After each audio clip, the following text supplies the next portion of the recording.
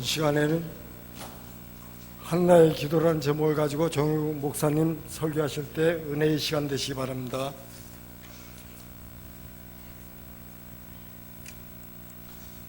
할렐루야. 오후 찬양임에 나오신 모든 분들에게 우리 주 예수 그리스도의 은혜와 평강이 함께 하시기를 바랍니다. 오늘은 한나의 기도, 많이 알고 있는 한나의 기도에 대해서 전체적으로 살펴보고 이 한나의 기도가 가지는 의미가 무엇인지를 마지막에 나눠보려고 합니다. 에브라임 산지 라마다 입소빔에 에브라임 사람 엘가나라는 사람이 있었습니다. 엘가나는 레이지파 사람으로 에브라임에 거주하고 있습니다. 그에게는 두 아내가 있습니다. 한 사람의 이름은 한나이고 다른 한 사람의 이름은 브닌나였습니다. 한나는 정부인이고 브닌나는 우리가 알고 있는 것처럼 첩입니다. 한나라는 이름의 뜻은 히브리어로 보면 어원상 은총이라는 뜻입니다. 반면 브닌나는 다산을, 그 다음에 기름진이라는 의미입니다. 마치 그녀들의 이름의 뜻처럼 브닌나에게는 자식이 있었고 한나에게는 자식이 없었습니다. 은총이라는 것은 하나님의 도우심이 필요하기 때문입니다. 그녀들의 남편 엘가나는 매년 자기 성읍에 나와서 실로에 올라가서 하나님께 예배하며 제사드립니다. 엘가나는 하나님께 제사를 드린 후 제물의 분깃을 브닌나와 그의 모든 자녀에게 주고 한나에게는 갑절을 주었습니다. 엘가나가 한나에게 갑절을 준 것은 한나를 사랑하기 때문입니다. 그런데 성경은 한나에게 자녀가 없는 이유에 대해서 사무엘상 1장 6절을 보면 여호와께서 임신하지 못하게 하셨다라고 설명하고 있습니다. 왜냐하면 훗날 알게 되지만 한나의 경우에는 하나님의 특별한 계획이 내재되어 있었기 때문입니다. 구약에서 종종 하나님께서 여인의 태를 닫으신 적이 있습니다. 사라의 태를 닫으셨고 리브가의 태를 닫으셨고 라헬의 태도 닫으신 적이 있습니다. 이들 모두 하나님의 구속사의 중요한 인물들인 아브라함을 낳았고 이삭을 낳았고 야곱에 낳았고 이들의 아내로서 고통스러운 시기가 지난 후에 하나님의 은혜로 이런 결과를 얻었습니다. 이런 점에서 한나도 위대한 신앙의 인물을 낳게 될 것이라는 기대를 해볼 수가 있습니다. 하지만 이런 기대는 오늘 말씀을 읽고 있는 우리에게 가능한 것이지 이러한 하나님의 특별한 계획이 내재되어 있음을 한나가 그 당시에 안다라는 것은 불가능한 일입니다. 하지만 우리가 주목해야 할 것은 이러한 과정을 통해 사람의 잉태가 더 확장해서 말하자면 다음 세대의 앞날이 잉태되기 전부터 하나님의 주권에 달려있다라는 것입니다. 아무튼 한나가 임신하지 못함으로 그의 대적 브닌나가 한나를 격동하게 하여 번민케 했다라고 1장 6절에 기록하고 있습니다. 여기서 대적이란 고통을 가져오는 자라는 뜻입니다. 즉 브닌나는 한나에게 고통을 가져오는 자였다라는 것입니다. 그리고 격동하여 번민케 했다라는 것은 경노하게 만들었다라는 것입니다. 사랑하는 여러분, 인간이 가장 비참할 때가 언제입니까? 하나님 앞에서 존귀한 자임을 잊은 채 다른 사람과 나를 비교할 때입니다. 또한 누군가로부터 비교당할 때입니다. 더욱이 비교의 대상이 이 시대 여자들에게 가장 중요한 출산의 문제였으니 분인나라를 바라보는 것만으로 한나는 이미 충분히 주눅이 들고 번민하였을 것입니다. 그런데 그것도 모자라서 있는 자가 없는 자를 격노케 하는 행위를 했으니 그 반응이 어떠했겠습니까? 화병이 날 지경이었을 것입니다. 사랑하는 여러분, 비교하며 남을 약올린다라는 것은 하나님의 말씀에 정반대에 서 있는 것입니다. 사랑은 자랑하지 아니하고 교만하지 아니하고 무례히 행치 않는 것인데, 우리 인간은 때로는 믿는 사람들조차도 너무나 쉽게 남을 비교하고 은근슬쩍 표현 깊은 곳에 자기 자랑과 무례함이 숨겨져 있는 경우가 매우 많습니다. 따라서 하나님의 성품을 신뢰하는 우리는 각자에게 주어진 환경이 그 어떠한 환경이든지 하나님의 가장 선하신 뜻이 숨겨져 있음을 끝까지 고백하며 하나님께서는 비교하지 않으시고 각자 사랑하신다는 사실을 기억할 필요가 있습니다. 분인나의 악한 행동에 한나의 상처가 깊고 깊었습니다. 이로 인하여 1장 7절 말씀을 보면 한나가 울고 먹지 아니하였다라고 기록하고 있습니다. 이는 한나가 받고 있던 심리적 고통이 얼마나 큰 것인지 간접적으로 알 수 있는 말씀입니다. 한나는 매년 제사를 드릴 때마다 발생하는 이 분인나와의 갈등으로 인해서 마음이 괴로워서 여호와께 눈물을 쏟으며 기도합니다. 괴로울 때는 이처럼 기도하는 것입니다. 우리가 기도에 대해서 잘못 생각하고 있는 것 하나가 하나님께 나아갈 때 항상 온전한 모습이어야 된다라고 생각하는 것입니다. 그러나 한나가 통곡하며 기도한 것처럼 솔직하게 자신의 깊은 내면을 하나님께 숨김없이 기도하는 그런 자세가 필요합니다. 예수님의 겟세마네 기도를 한번 떠올려 보십시오. 땀방울이 핏방울이 되도록 그 모습을 보이면서 기도하셨습니다. 우리의 기도도 마찬가지입니다. 혹시 이 시간 내 삶을 둘러싼 여러 문제가 있어서 남모를 괴로움이 있으시다면 한나처럼 기도해야 하는 것입니다. 눈물의 골짜기를 지나갈 때 우리는 더욱 기도해야 하는 것입니다. 본디 기도라는 것은 하나님과 흥정하는 것이 아닙니다. 제가 무엇을 하면 무엇을 해주십시오 라는 흥정적인 기도는 바른 기도 자세가 아닙니다. 하지만 삶의 가장 큰 문제 앞에서 하나님께 요구할 수 있는 기도가 있는데 그것이 서원 기도입니다. 서원 기도의 경우에는 하나님께서 제 기도를 들어주시면 약속을 이행해야만 하는 그런 기도입니다. 한나는 눈물로 하나님께 기도합니다. 자신에게 아들을 주시면 그의 평생에 그를 하나님께 드리고 삭도를 머리에 대지 아니하겠다라는 기도입니다. 즉 하나님께서 자신에게 아들을 주시면 그 아이의 전생애를 바치겠다라는 기도입니다. 옆에 있던 엘리 제사장이 한나의 기도하는 입술을 주목하기 시작합니다. 한나가 속으로 기도했기에 입술을 움직이고 음성이 들리지 아니하므로 엘리 제사장은 취한 줄로 생각합니다. 그는 한나의 기도하는 입술을 주목했지만 겉으로 보여지는 한나의 입술만 주목했을 뿐 통곡하며 간절히 기도하는 한나의 감추어진 마음을 읽지 못합니다. 명색이 제사장의 신분이지만 실제로는 아무것도 깨닫지 못하는 영적으로 무지하고 무감각한 모습을 보여줍니다. 아무리 입술만 움직여도 그렇지 하나님께 간절히 마음을 쏟으며 기도하는 성도를 향해 취한 줄로 생각한다는 게 있을 수 있는 일입니까? 이런 엘리의 모습은 비단 엘리 제사장의 모습이 아니라 한나가 살고 있던 시대의 영적 상태를 대표하는 모습입니다. 엘리 제사장이 기도하는 한나를 향해 내가 언제까지 취하여 있겠느냐, 포도주를 끊으라 라고 말합니다.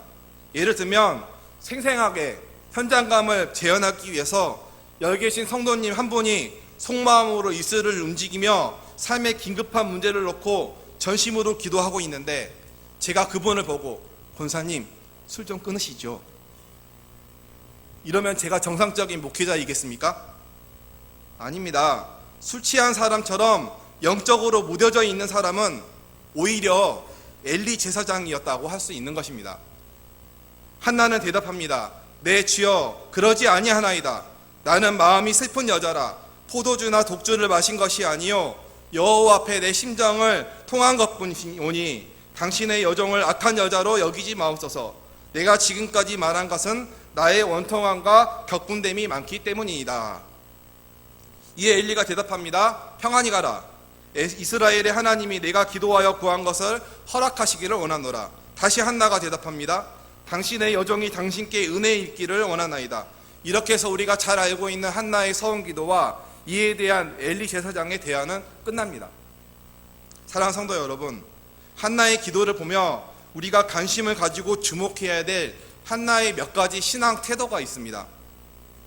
오늘 본문 18절 말씀을 보면 가서 먹고 얼굴에 다시는 근심빛이 없다라고 기록되어 있습니다. 하나님께 자신의 온 마음을 쏟아 기도한 사람은 하나님을 신뢰함으로 먹지 않던 음식을 다시 입에 대고 번민과 근심이 없어져야 한다라는 사실입니다. 기도하고 근심하고 다시 기도하고 근심하는 그런 자세가 아니라 나의 모든 것을 쏟아 하나님께 아뢰며 기도했으면 한나와 같이 근심빛이 없이 하나님을 신뢰함으로 일상생활을 하는 그런 자세가 우리에게 모두 필요하다는 사실을 기억할 필요가 있습니다. 오늘 이 시간 자신의 앞날에 대한 염려와 근심이 가득한 분이 계신다면 하나님과 독대하며 기도함으로 한나처럼 근심빛 없는 환한 얼굴과 날아갈 것 같이 가벼운 마음을 얻으시기를 바랍니다.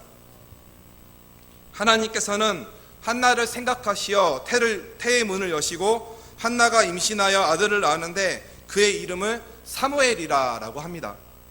그 뜻은 내가 여호와께 그를 구하였다라는 것입니다. 하나님께서는 한나의 기도에 간절한 모든 것을 쏟아 기도한 그 기도에 외면하지 않으시고 응답하여 주십니다. 한나의 그의 서원 기도의 내용처럼 사무엘을 하나님께 그래서 드립니다. 아기가 젖을 때까지 데리고 있다가 젖을 뗀 후에 엘리에게 가서 사무엘을 여호와께 드리되 그의 평생을 드리겠다라고 말합니다. 자녀가 없어서 분인나로 인해 번민에 빠졌고 그것으로 인해 격분하며 눈물을 흘리며 살았던 한나가 사랑하는 아들을 얻었을 때 그 아이를 얼마나 사랑하고 예뻐했겠습니까? 우리가 상상하는 것 이상으로 그 어떤 부모보다도 더 사랑했을 것입니다. 그러나 한나는 서원기도의 내용처럼 기도 응답에 대한 약속을 이행합니다. 가장 사랑스러울 때 하나님의 종으로 사무엘을 성전으로 보냅니다. 이어서 오늘 본문 다음 장인 2장 말씀을 보면 기도에 응답하신 하나님에 대한 한나의 감사기도와 찬양이 나옵니다. 뭐라고 적혀있냐면 한나가 기도하여 이르되 내 마음이 여호와로 말미암아 즐거워하며 내 뿔이 여호와로 말미암아 높아졌으며 내 입이 내 원수들을 향하여 크게 열렸으니 이는 내가 주의 구원으로 말미암아 기뻐함이니이다. 여호와 같이 거룩하신 이가 없으시니 이는 주밖에 다른 이가 없고 우리 하나님 같은 반석도 없음이시이다. 2장 1절부터 2절입니다. 여기서 우리는 기도 응답에 대한 한나의 태도에 또 한 번 관심을 가져야 합니다. 응답하신 하나님께 감사 기도를 올리고 있습니다. 우리는 기도 응답을 받으면 너무나 기뻐서 하나님께 감사하는 기도를 잊어버립니다. 그리고 찬양하는 것도 익숙하지 않습니다. 과장해서 말하자면 간구하는 것은 몇 날 며칠이고 감사는 몇 초 몇 분입니다. 하지만 기도 응답을 받은 사람의 올바른 자세는 한나처럼 하나님께 다시 감사의 표현을 구체적으로 담아서 기도를 올리며 그 이름을 찬양하는 것입니다. 또 이어서 5절부터 7절에서 한나는 이렇게 기도합니다. 풍족하던 자들은 양식을 위하여 품을 팔고 줄이던 자들은 다시 줄이지 아니하도다. 전에 임신하지 못하던 자는 7을 낳았고 많은 자녀를 둔 자는 쇠약하도다.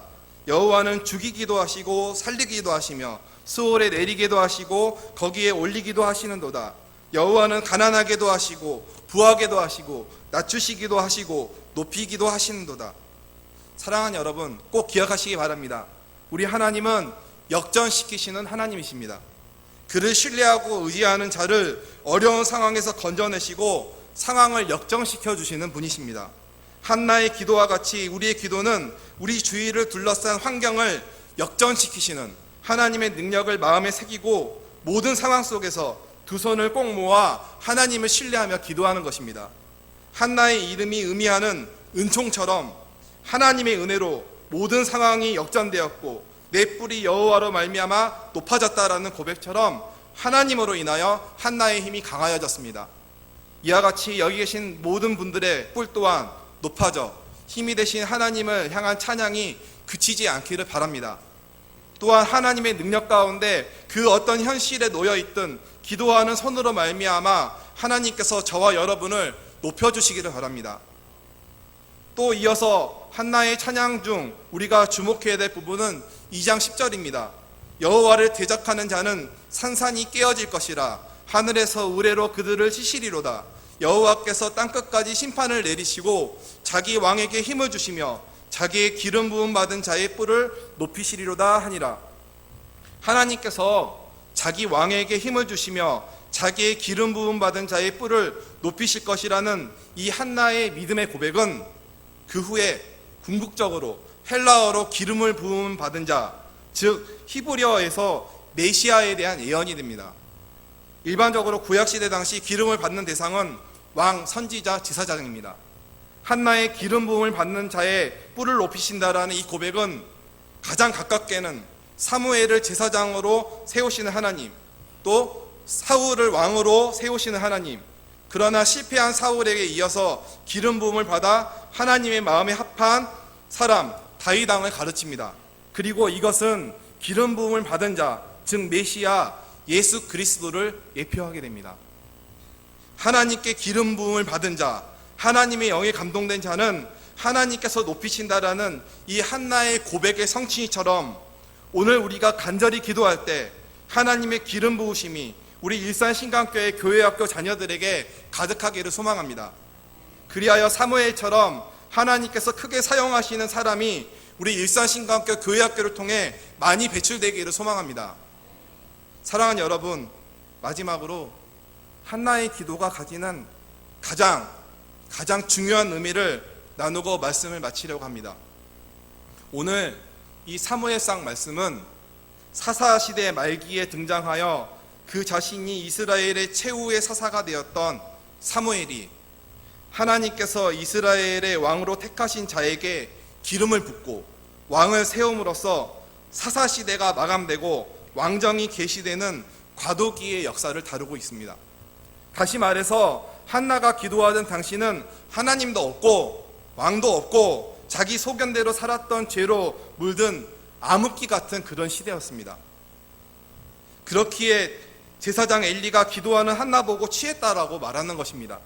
이것은 앞서 말했듯이 단순한 그 엘리와 한나의 문제가 아닙니다. 그렇다면 왜 하나님께서 택하신 자에게 기름을 부어 왕을 세우는 것을 기록한 이 사무엘상 말씀 중에서 제일 첫 번째 장에 어느 한 여자의 기도가 나오게 하시겠습니까? 그것이 도대체 어떤 중요한 의미를 가지길래 단순히 어느 한 여자가 아이가 없어서 아이를 구했다는 내용이 1장 전체에 적혀 있고 그것도 모자라서 2장까지 걸쳐서 많은 양을 할애해서 적었겠습니까? 이스라엘의 역사책에 기록할 게 그렇게 없습니까? 왜 이렇게 많은 부분을 할애해서 적었을까요? 이것을 우리가 주목해야 합니다. 한나의 기도는 개인의 간절한 기도였지만 이 기도가 의미하는 것은 영적으로 어두운 시대, 하나님을 멀리하는 시대에 하나님께서는 하나님을 신실하게 예배하는 사람을 사용하셔서 캄캄한 시대를 환하게 밝히는 하나님의 등불로 사용한다라는 사실입니다. 사사시대 여명을 가져온 기도가 바로 한나의 기도였습니다. 한나의 서원 기도는 사무엘을 태어나게 하였고 하나님께서 이스라엘의 마지막 사사인 이 사무엘을 통해서 주권적으로 이스라엘의 왕을 택하시고 또 당신 뜻에 대한 순종을 기준으로 왕을 폐하거나 세우심으로 이스라엘에 대한 하나님의 통치하심과 그로 말미암은 택하신 백성으로서의 정통성을 유지하게 하게 하는 어두운 시대를 환하게 밝히는 새로운 출발점이 되는 것이 한나의 기도였습니다. 사무엘상 3장 1절에서 2절을 보면 아이 사무엘이 엘리 앞에서 여호와를 섬길 때에는 여호와의 말씀이 희귀하여 이상이 흔히 보이지 않았고 엘리의 눈이 점점 어두워가서 잘 보지 못하는 그때에 그가 자기 처소에 누웠다라는 말씀이 기록되어 있듯이 이 시대의 영적 상황을 대표하는 제사장 엘리, 사사시대의 마지막은 하나님의 말씀이 희귀하여 이상이 흔히 보이지 않는 영적으로 무지한 세대였습니다. 그러나 그 다음 절 3절에 하나님의 등불은 아직 꺼지지 아니하였으며 사무엘은 하나님의 궤에 있는 여호와의 전 안에 누웠더니 라고 기록된 말씀처럼 하나님의 등불을 환히 밝혔던 하나님께서 사용하셨던 이 사무엘의 시작은 바로 한나의 간절한 기도로 인한 것이었습니다. 그런데 우리가 여기서 더 확실히 기억해야 할 것은 우리가 이 말씀을 묵상할 때 한나의 기도에만 포커스를 맞추고 끝나는 경우가 많은데 그의 남편 엘가나의 신앙에 대해서도 우리가 반드시 묵상해야 될 필요가 있습니다. 이스라엘 백성의 대부분이 하나님의 율법을 제대로 따르지 않고 문란한 생활을 하고 있었던 사사시대 말기에 매년마다 정기적으로 하나님께 제사를 드리러 가는 엘가나의 신앙은 돋보이는 신앙입니다. 그리고 한나가 사무엘을 하나님께 드릴 때 남편 엘가나의 동의 없이는 절대로 불가능하다는 사실입니다. 그렇게 한나의 기도는 한 여인의 기도 응답으로만 묵상할 것이 아니라 영적으로 어두운 시대에 하나님께 신실하게 예배하며 전적으로 하나님만을 의지하였던 남녀 예배자들을 사용하셔서 하나님의 등불을 밝히신 사건으로 이해해야 하는 것입니다.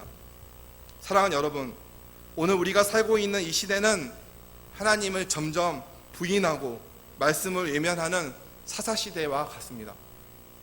하나님께서 허락하신 부요함을 하나님께 영광을 돌리지 않고 하나님을 점점 멀리하며 치열하게 경쟁 속에서 이 나라가 힘껏 달려왔지만 현재 얻은 것은 하나도 없고 고통뿐입니다.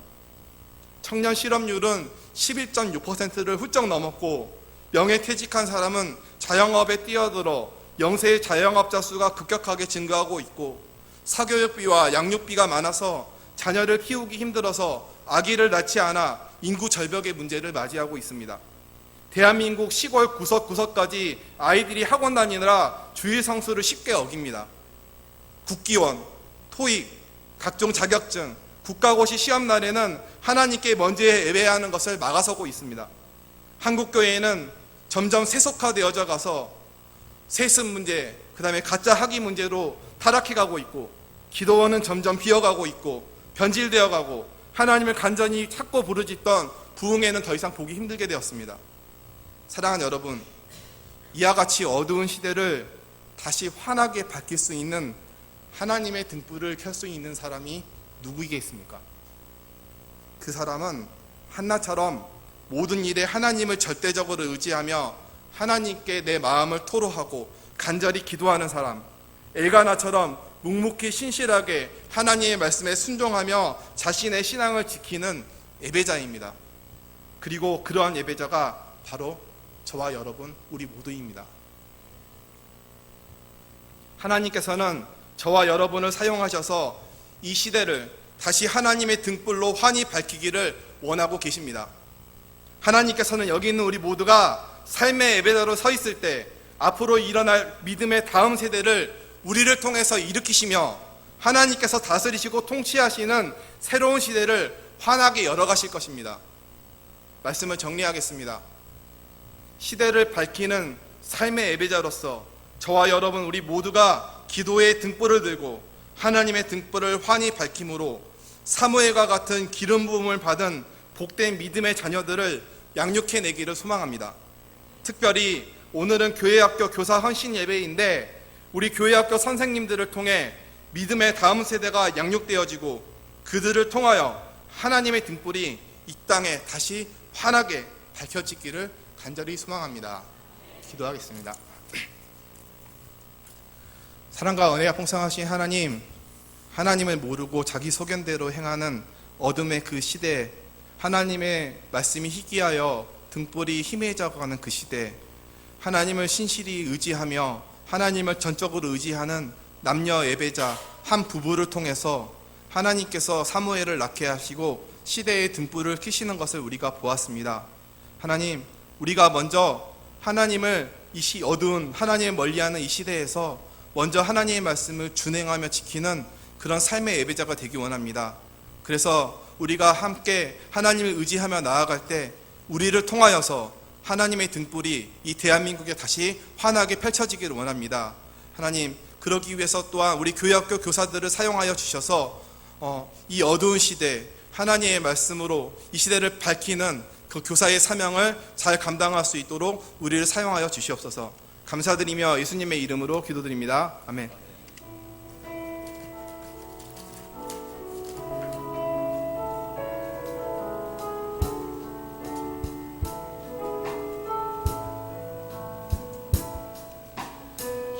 어둠 속에 정당에 들고 죄와 전락에 안식 소리만 있네.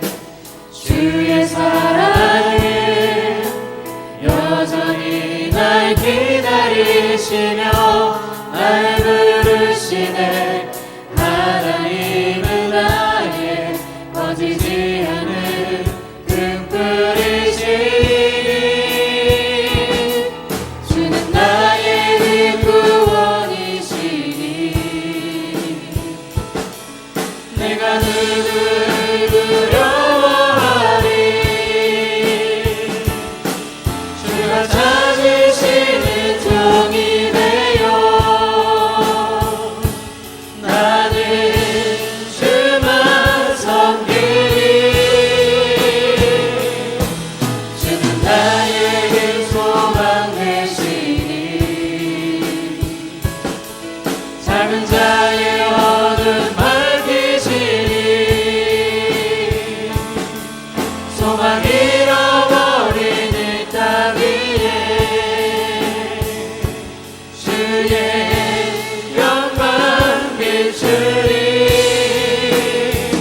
주와 함께 시간에는 소년부를 섬기시는 구자성 권사님의 기도로 헌금으로 기도드리겠습니다.